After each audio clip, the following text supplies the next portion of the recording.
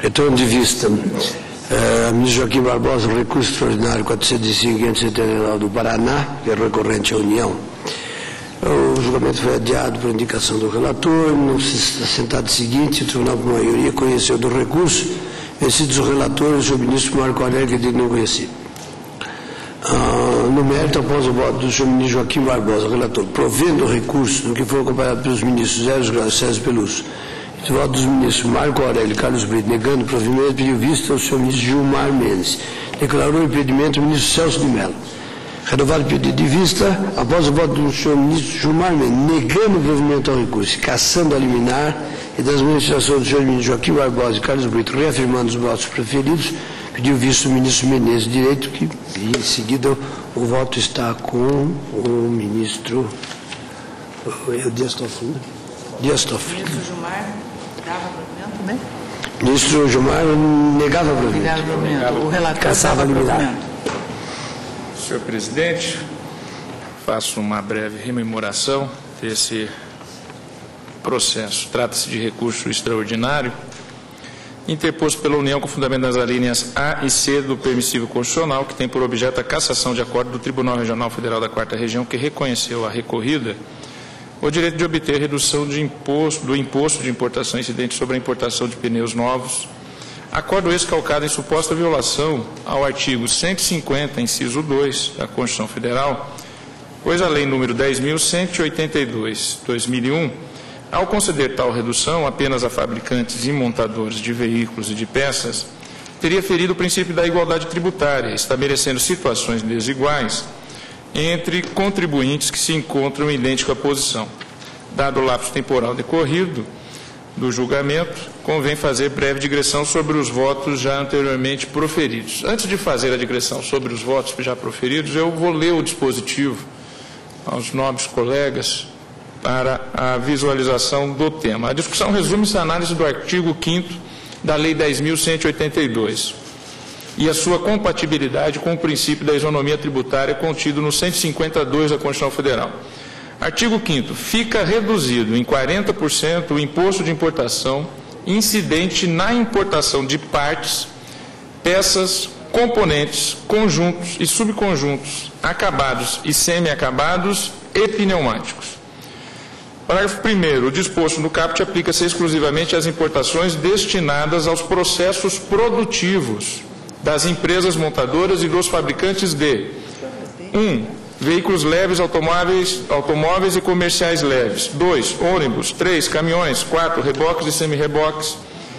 5. Chassis com motor. 6. Carrocerias. 7. Tratores rodoviários para semi-reboques. 8. Tratores agrícolas e colheitadeiras. 9. Máquinas rodoviárias. E 10. Autopeças, componentes, conjuntos e subconjuntos necessários à produção dos veículos listados nos incisos 1 a 9, incluídos os destinados ao mercado de reposição. Esse é o dispositivo. Na sessão de 25 de novembro de 2004, esta Corte deliberou conhecer do recurso, vencidos o ministro relator Joaquim Barbosa e Marco Aurélio. No tocante ao mérito, o ministro relator votou pelo provimento do recurso, posicionamento esse que foi seguido posteriormente pelos ministros Zé Graus e César Peluso. Na ocasião, negaram o provimento ao recurso os ministros Marco Aurélio e Aires Brito. O julgamento foi interrompido pelo pedido de vista do ministro Gilmar Mendes, tendo o ministro Celso de Mello declarado seu impedimento. Na sequência, na sessão de 17/10/2007, o ministro Gilmar Mendes votou pelo desprovimento do recurso, tendo os ministros Joaquim Barbosa e Aires Brito ratificado os votos anteriormente proferidos. Na ocasião, o ministro Joaquim Barbosa destacou no seu voto que a isenção de que trata a lei não atinge a importação de pneumáticos para o mercado de reposição, seja para montadoras, seja para fabricantes de veículos. O parágrafo 1º do artigo 5º torna claro que as importações que gozam da isenção estipulada são exclusivamente destinadas aos processos produtivos. O ministro César Peluso assinalou que o acórdão reconheceu ofensa à regra constitucional da isonomia, fazendo-a incidir, abro aspas, sobre fato certo que não lhe comportaria incidência. Isso significa que houve infringência dessa mesma regra ou aplicá-la a uma situação factual indiscutível que não comporta aplicação. Afirmou, digo eu, que a interpretação do dispositivo deve ser no sentido de voltar-se para, e volto a aspear, estipular o desenvolvimento da indústria nacional, dirigindo-se, portanto, ao mercado de criação e, por isso mesmo, não pode beneficiar o mercado comercial, que tem por objeto produtos acabados destinados ao assim denominado mercado de reposição.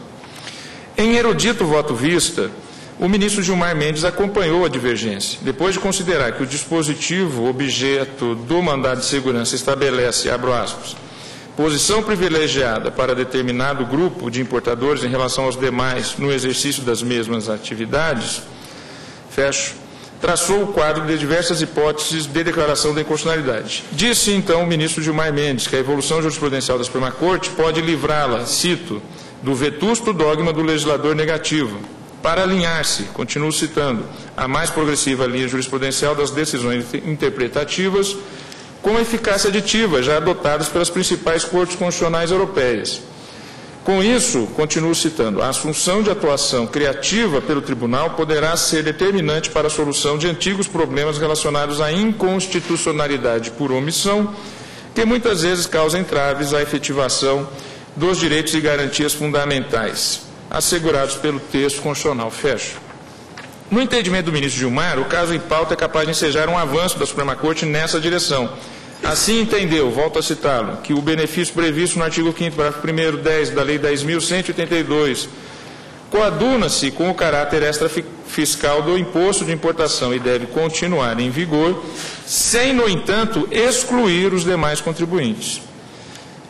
Isso é assim, digo eu, na perspectiva do voto vista, porque, volto a citá-lo, a incompatibilidade com o texto constitucional não advém da redução da alíquota do imposto de importação, mas tão somente da exclusão de contribuintes em situação equivalente. Continuo citando o ministro Gilmar. Atentado à isonomia consiste exatamente em se tratar desigualmente situações iguais, ou em se tratar uniformemente situações diferenciadas, de forma arbitrária e não fundamentada. Depois de rechaçar, digo eu, como solução adequada a declaração de constitucionalidade sem pronúncia de nulidade, voltou a dizer o ministro Gilmar que, uma vez que ensejaria a suspensão das relações jurídicas configuradas de forma indefinida até a atuação do legislador, opinou pela técnica das decisões manipulativas de efeitos aditivos, entendendo o benefício contemplado aos contribuintes em situação equivalente às fabricantes e montadoras como a recorrida. Continua o ministro Gilmar Mendes dizendo que, no presente caso, a ponderação da solução para a evidente quebra do princípio da isonomia deve ser solucionada no ponto pela extensão do benefício tributário aos demais contribuintes em situação equivalente, pois sua completa eliminação repercutiria de forma bem mais ampla no consumo, na inflação e no próprio equilíbrio do mercado de reposição. Assim, em juízo de ponderação interna, a solução de estender o benefício tributário satisfaz com maior intensidade os mandamentos constitucionais que é a extinção total do benefício. Acrescentou Sua Excelência ainda que tal decisão não afronta o princípio da separação de poderes, eis que não se retira do Poder Legislativo a possibilidade de superar a violação ao princípio da isonomia, regulando novamente a questão. Da mesma forma, o Poder Executivo pode, a qualquer momento, alterar a alíquota do imposto de importação por meio de decreto, de sorte a superar eventuais impactos da decisão aditiva. Finalmente, reconheceu Sua Excelência que, enquanto perdurar o benefício fiscal às montadoras e fabricantes, a cobrança da alíquota integral de imposto de importação sobre a recorrida é inconstitucional. Fecho a citação. Nessa ocasião, o saudoso ministro Menezes de Direito pediu vista. Inicio as considerações sobre o tema, rejeitando desde logo a alegada violação à letra C do inciso 3 do artigo 102 da Constituição Federal, pois a decisão recorrida em nenhum momento julgou válidos lei ou ato de governo local contestado face à Constituição. Relativamente à linha A do permissível constitucional, o recurso, a meu ver, preenche os requisitos gerais de admissibilidade e, como já decidiu a Corte, no seu conhecimento, passa ao exame do mérito. No presente caso, verifica-se que a questão central a ser dirimida consiste no exame do artigo 5º da Lei 10.182 e de sua compatibilidade com a isonomia tributária. Artigo esse que veicula norma de incentivo fiscal de redução em 40% do imposto de importação incidente na importação de partes, peças, componentes, conjuntos e subconjuntos, acabados e semi-acabados e de pneumáticos, direcionado exclusivamente para as empresas montadoras e fabricantes de veículos ou de partes de veículos. No entendimento da impetrante, a quebra da isonomia está identificada pela circunstância de não estar ela alcançada pela redução da alíquota do imposto de importação, em razão de atuar apenas no mercado comercial, não sendo fabricante, não sendo ela a recorrida fabricante. A regra jurídica de benefício estaria criando situação de desigualdade abrangida pelo artigo 150, inciso 2 da Constituição Federal. Tudo porque, segundo ela, se a situação é idêntica de atuação em um mesmo segmento de mercado, a carga tributária deveria ser a mesma. Tal arguição foi aceita pelo Tribunal de Origem sob o fundamento de que a expressão incluídos os destinados ao mercado de reposição estaria a permitir que disso se beneficiassem montadoras que cumulativamente atuassem no mercado de reposição de pneumáticos, a par de sua atividade de fabricação de veículos automotores. De minha parte, inclino-me a considerar que as normas em discussão não se afiguram como arbitrárias, mas diferenciam um grupo razoável de pessoas jurídicas. De um lado, fabricantes, em razão da particularidade de atuarem no setor produtivo, descabendo falar-se em posição privilegiada para determinado grupo de importadores em relação aos demais no exercício das mesmas atividades. É que o artigo 5º, digo eu, da Lei 10.182, não tem o alcance dado pelo acordo recorrido com as vênias dos que divergem. Ele permite, a meu ver, a redução do tributo em tela para pneus apenas se esses forem utilizados na fabricação de veículos, não estendendo o benefício ao caso de pneus destinados ao mercado de reposição, desvinculados que estão do processo de fabricação de um novo veículo ou de partes de um veículo. Essa é a interpretação que sobressai da norma em apreço, a qual apenas concede o benefício fiscal às importações dos insumos constantes do CAPT, quais sejam, cito, partes, peças, componentes, conjuntos e subconjuntos, acabados e semi-acabados e pneumáticos, fecho. Quando esses se destinam exclusivamente ao processo produtivo das empresas montadoras e dos fabricantes dos produtos elencados nos incisos 1 a 10, conforme expresso no parágrafo 1º. Assim, a condição para fazer jus ao benefício é que os insumos importados possam ser usados na produção de veículos ou de partes desses veículos. A particularidade relativa aos fabricantes nacionais de autopeças, componentes, conjuntos e subconjuntos empregados na produção de veículos é que a lei lhes concede o benefício, mesmo que parte dos itens fabricados seja destinado ao mercado de reposição. Dessa forma, o que se poderá destinar ao mercado de reposição não são os próprios insumos, não se destina ao mercado de reposição os próprios insumos, dentre eles os pneumáticos importados com redução de imposto de importação, mas sim, a meu ver, apenas os produtos fabricados a partir desses insumos, e somente aqueles contidos no inciso 10, os quais, por sua vez, são partes, componentes, conjuntos ou subconjuntos dos itens elencados nos incisos 1 a 9 do parágrafo 1º do artigo 5º da referida lei. Esse entendimento é corroborado pelo teor do artigo 6º da mesma lei, que impõe exigências para a fruição da redução do imposto de importação, quais sejam a habilitação no Sistema Integrado de Comércio Exterior, o SISCOMEX, e, cito, comprovação exclusivamente para as empresas fabricantes dos produtos relacionados no inciso 10, parágrafo 1º do artigo anterior, de que mais de 50% do seu faturamento líquido anual é decorrente de venda desses produtos destinados à montagem e fabricação dos produtos relacionados nos incisos 1 a 9 do citado parágrafo 1º e ao mercado de reposição.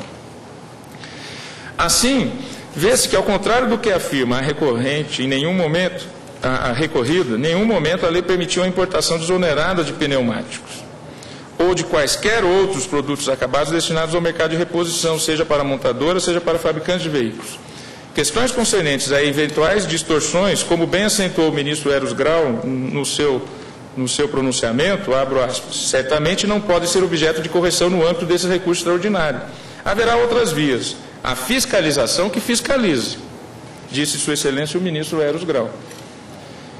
E o prejudicado pela prática de concorrência desleal que vá ao CAD e assim por diante, mas não no âmbito deste recurso extraordinário. Fecho a citação do pronunciamento do ministro Eros Grau na oportunidade da sessão que se iniciou o julgamento. No mesmo sentido, transcrevo o bem elaborado parecer apresentado nestes autos pela eminente subprocuradora-geral da República, doutora Ela Vieco Volkmer de Castillo, que, ao cuidar dessa norma, assim afirmou, cito, ora, a exegese de tal norma não demanda maiores esforços interpretativos, porquanto a letra da lei revela que o que se poderá destinar ao mercado de reposição não são os insumos importados com redução de imposto, pneus, por exemplo, mas os itens fabricados a partir de tais insumos. Ou seja, esses itens tanto poderão ser destinados à incorporação no processo produtivo das indústrias, quanto serem comercializados no mercado de reposição.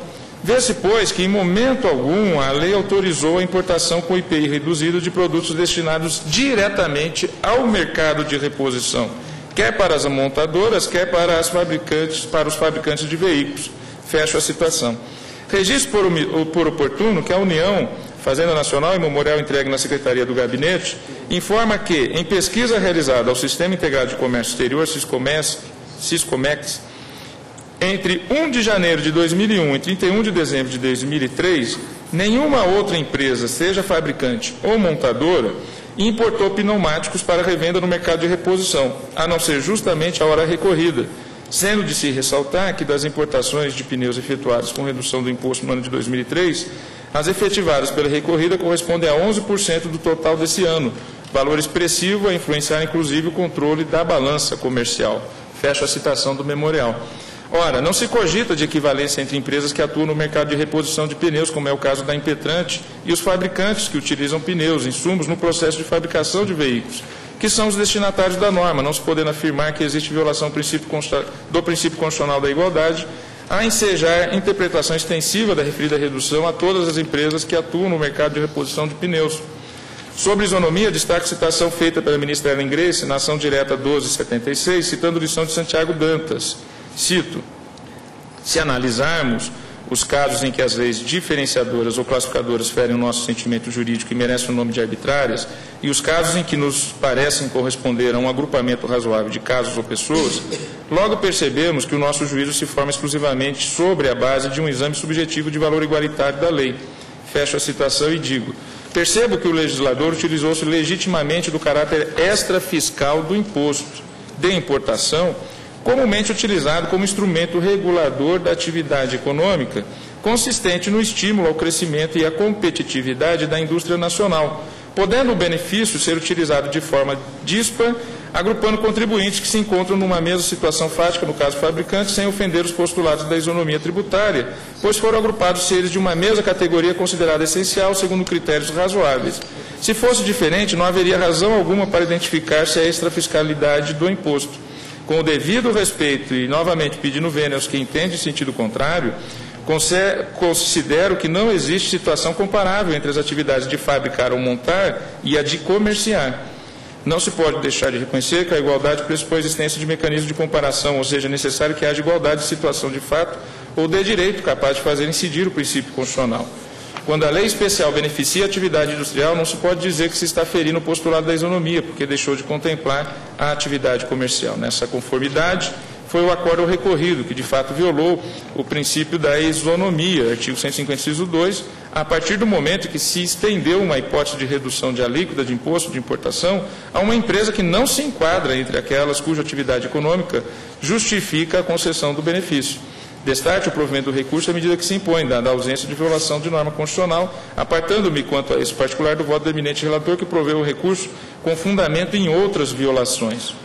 Ressalto que, em arremate, que ainda que assim não fosse, mereceria provimento do recurso também com fundamento no fato de que esta Corte, de há muito, já pacificou o entendimento no sentido de que não incumbe ao Poder Judiciário estender benefício fiscal, como esse, ora em análise, previsto em lei para alcançar situações que se encontram fora do âmbito de previsão legal dessa isenção.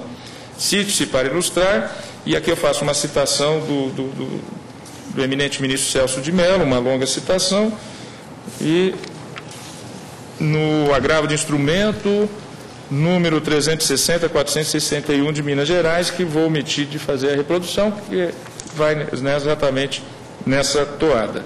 Também já tive a oportunidade de proferir decisão monocrática no mesmo sentido, e aqui cito decisão, e também é o recurso extraordinário 402.748 da segunda turma, relator ministro Eros Grau. Portanto, concluindo, senhor presidente, e pedindo às vênias a divergência, digo, não há que se falar, portanto, em direito líquido e certo da recorrida, a ser amparado pela impetração em tela, razão pela qual, pedindo vênios que votaram de forma diversa, dou provimento ao recurso extraordinário para, reconhecendo que o acórdão recorrido violou a norma do artigo 150, inciso 2 da Constituição Federal, denegar a postulada segurança, arcano a vencida com as custas do processo, sem se cogitar, contudo, em condenação honorária de advogado, nos termos da súmula 512 deste tribunal. Consequentemente, reconheço prejudicada a ação cautelar número 102, em apenso a estes autos, bem assim o agravo regimental lá interposto contra a decisão concessiva da pretendida liminar. É como voto, senhor presidente. Ou seja, então dá provimento ao recurso. Senhor presidente, Pois não? eu gostaria só de fazer uma brevíssima observação, na linha do que já foi citado, meu voto para o ministro Dias Toffoli. Toda a questão, eu procurei mostrar aqui no meu voto, está associada ao disposto na própria lei, a Lei 10.182, que estabeleceu o seguinte: fica reduzido, isso está muito claro também no voto do ministro Marco Aurélio, fica reduzido em 40% o imposto de importação incidente na importação de partes, peças, componentes, conjuntos e subconjuntos acabados e semi-acabados e pneumáticos. O disposto no caput aplica-se exclusivamente às importações destinadas aos processos produtivos das empresas montadoras e dos fabricantes. E aí vem a lista enorme. E aí fala assim: autopeças, componentes, conjuntos e subconjuntos necessários à produção dos veículos, listados no inciso 1 a 9, portanto, supondo que sejam todas peças e componentes de veículos, porque se tratava de uma medida de incentivo a esta área, usando da extra-fiscalidade que marca o imposto de importação. Mas veja a parte final: incluídos os destinados ao mercado de reposição. Essa aqui é a parte porque aparentemente este dado, e isto é um dado inclusive da realidade, se a administração fazendária contempla e o texto permite o quê? Que uma empresa concessionária de veículos, portanto que vende veículos e vende as peças de reposição, que ela se beneficie desta isenção, desta redução. E se ela concorre com outra... no campo da reposição e não apenas no campo da fabricação. Da fabricação, porque ela atua no campo da reposição de peças. Então é este o ponto. E o caso é interessante porque é aquele caso da exclusão de benefício incompatível com o princípio da igualdade. Por quê? Porque se contempla um dado grupo, um dado nicho, e não se estende o benefício a outrem que está, aparentemente, nas mesmas condições. Nós não estamos aqui a discutir os benefícios das montadoras, dos fabricantes de veículos. Isso não está em jogo. Mas a concessão do benefício é a descrição dele, do benefício, a um dado segmento. A um dado segmento, e neste caso específico, ao segmento... passa a ser odioso. Porque, veja, é esse o ponto. Se, de fato, essa concessão não tivesse sido feita a esse setor de reposição, o pedido seria absolutamente incabível. Então, não há nenhuma dúvida. Então, este é o ponto que precisa ser... Se, de fato, nunca houve importação por parte das concessionárias, aí nós teríamos um elemento fato, mas não parece ser isto que está a indicar nos autos. Então, este é o ponto. E se caso, de fato, ocorreu a importação para esse setor, nós estamos dando um tratamento desigual. Por isso, na formulação final, como é um caso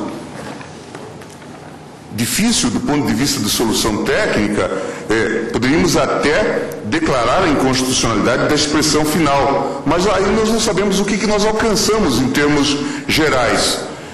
Eu optei por um modelo de sentença aditiva, sugerindo que estendêssemos o benefício em nome do princípio da isonomia, na linha do que tinha feito o tribunal, até que a Fazenda faça a devida avaliação e mantenha ou não a redução para o setor como um todo. Ministro, como técnica de decisão, de decidibilidade, também poderíamos dar interpretação conforme o dispositivo para excluir a interpretação restritiva, para excluir a interpretação que só alcançasse um segmento.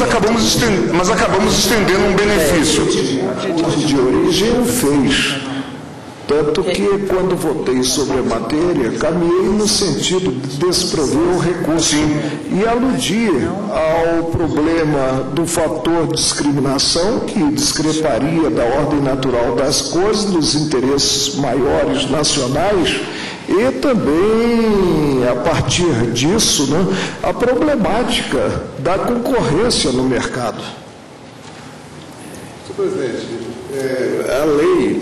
a premissa da lei me parece claríssima. Ela cria um benefício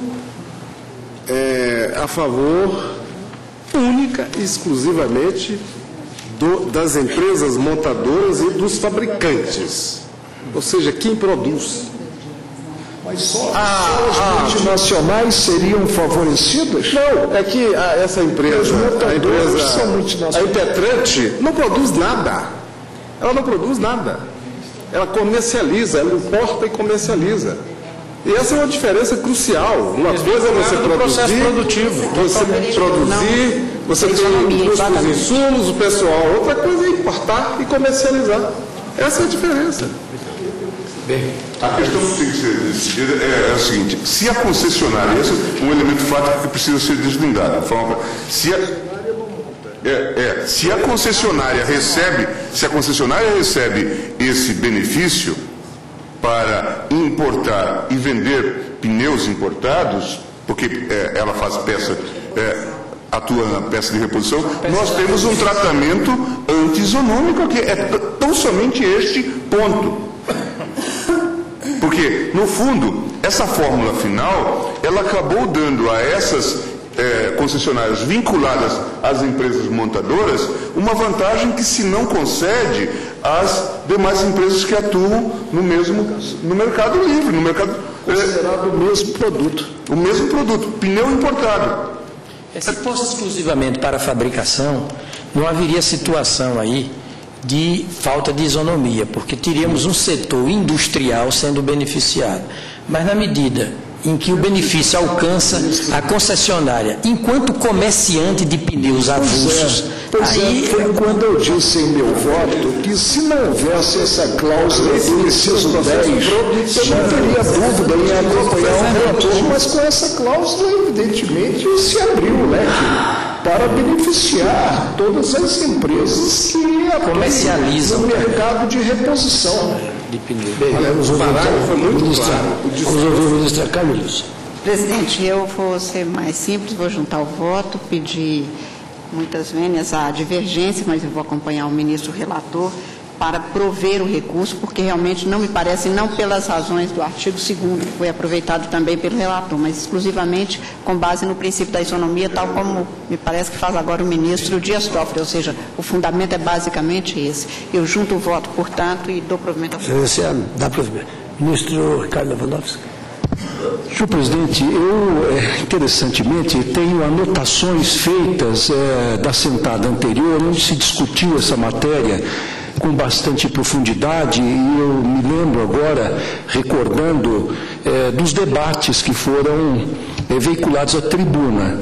E eu vou pedir vênia ao eminente relator para negar provimento ao recurso, e o faço baseado nas singelíssimas anotações que fiz aqui, que são as seguintes, e que coincidem com essas verbalizadas agora pelo ministro Gilmar Mendes e também pelo ministro Marco Aurélio, e em parte, salvo engano, pelo ministro Aires Brito, e eu leio o que escrevi na ocasião e mantenho esse ponto de vista. Eu penso e ainda penso o seguinte: as montadoras e fabricantes de veículos, que também são importadoras, ao se valerem do benefício fiscal previsto no inciso 10, parágrafo 1º do artigo 5º da Lei 10.182 de 2001, que concede uma isenção de 40% do imposto de importação, concorrem em condição de vantagem no mercado de reposição de pneus com as demais importadoras, em ofensa ao artigo 150(2) da Constituição Federal, que veda tratamento desigual entre contribuintes que se encontrem em situação equivalente.